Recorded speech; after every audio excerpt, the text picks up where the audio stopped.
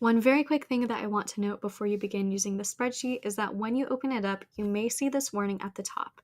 This warning appears because some of the functions link out to external URLs so that you can take images such as from your venue or places that you're traveling for your honeymoon and insert them right into your spreadsheet.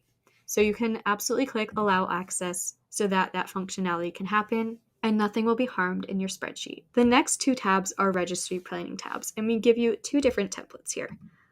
One of them is more simple like this, and the other is essentially the same thing except you can add in an image so that you can visually see what you want to add to your registry.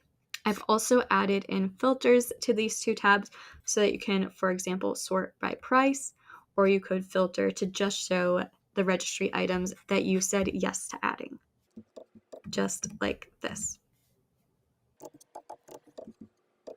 So in these tabs, you can check off whether or not you added them to your registry.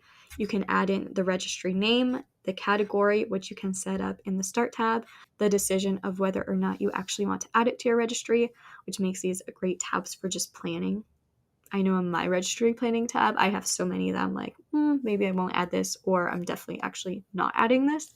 And then you can add in a listing name if you find it online, the store or site, the approximate price. Of course, this could change if there's certain discounts and such. And then you can add in a link to the URL with the item and then any other notes. If you're using the second registry planner, you can do essentially what I just did on the venues tab and find an image of whatever item you want to add to your registry. When I planned my registry in Google Sheets, I would just copy the image addresses from websites like Amazon, Crate and Barrel and stuff and add them right into my spreadsheet. Cell before the image, the slightly darker cell that's part of the image section. And once you paste it in, it might take a couple seconds, but your image should be added in. And that is how these two registry tabs work.